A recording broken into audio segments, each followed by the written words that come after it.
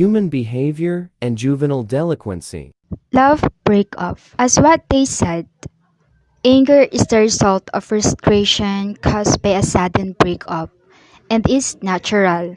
During this stage, it is important to let anger out, but in a way that will not harm other people physically or emotionally. In fact, as well as each other of other stages, and unlike many internet articles suggest, there is no quick way to deal with the pain. There is no shortcut, no magic pill that would help the dump suddenly wake up and feel alright. Breakups are painful. Acceptance is the period or letting go when one realizes that nothing from the past is coming back. Being rejected by someone. Are you trapped in thinking that you're not enough? Many of the answers I get from my respondents are the same. Being rejected by someone, it's like when someone is confessing their love, yet you don't feel the same way. As you know, everything had the rights to say no or reject something that we don't want. Feeling rejected in the opposite of feeling accepted. But being rejected doesn't mean someone isn't liked, valued, or important. It just means that one time in one situation with a person or things that did not work out. Social rejection increased anger, anxiety, depression, jealousy, and sadness.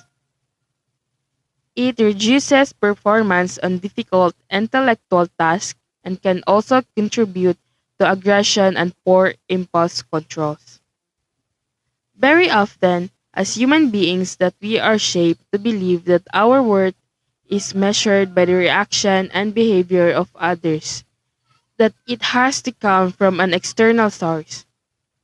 Rejection hurts, but it's impossible to avoid it altogether. In fact, you don't want to people who become too afraid of rejection might hold back from going after something they want. Sure, they avoid rejection, but they're also 100% guaranteed to miss out on what they want but won't try. Did not graduate on time.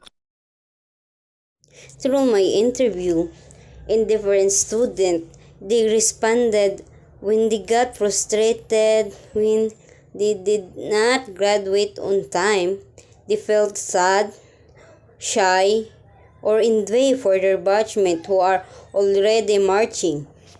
And they said that graduating is far better than not graduating, and they should remember the reason why they not graduate on time, because they work so that they can provide for themselves and their family. And they said that graduation isn't a race. It doesn't matter if you graduate on time. Having low or failed grades. Unfortunately, many students were unable to maintain their top performance in school. According to conventional wisdom, more than 58% of college students do not perform well in class. It's mainly because of stress, but stress is not the only factor. There are more factors that can affect a student's performance. Health, stress, bullying. Aside from bullying and stress, family problems seem to have quite an impact on certain students' performance. Never lose hope. Every person deserves a chance to change anything if they want to. Every failed task or test can teach us something. That's why we can see the mistakes that we made or still make. Doesn't have enough money to purchase the things they aim to have.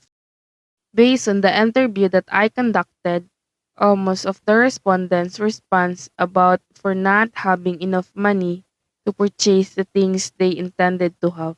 Out of 30 respondents that I asked, almost of them have the same answers because they put their wants rather than their needs. And when they're frustrated, they no longer control their feelings or themselves to buy something they don't really need. It is natural for us to desire material things. However, we must think first about our financial situation as well. Additionally, if someone truly desires to own that item, they work for it because money is always in the palm of a hardworking man. If you don't have enough money to purchase the things you intended to have, people would always feel enthusiastic and motivated to work harder.